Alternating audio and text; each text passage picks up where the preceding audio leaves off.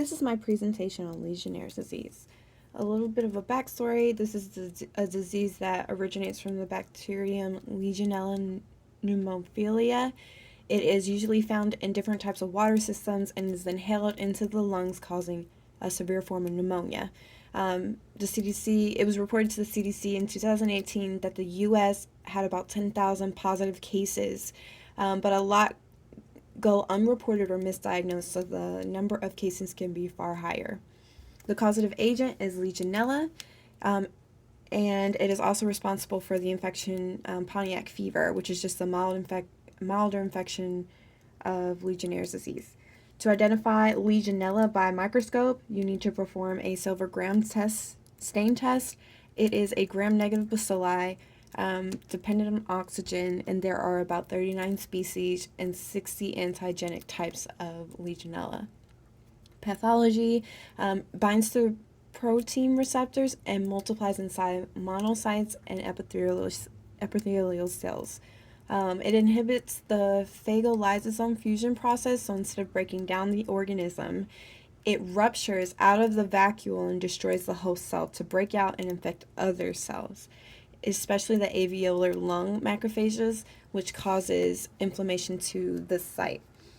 Transmission, it happens in water systems like hospitals and hot tubs. It occurs mostly all year round, but mostly in the summer and early fall.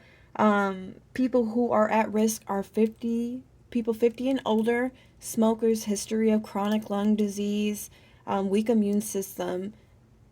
This illness can also be fatal to patients who are already immunocompromised. Some of the symptoms are pneumonia, cough, shortness of breath, fever, muscles, headaches.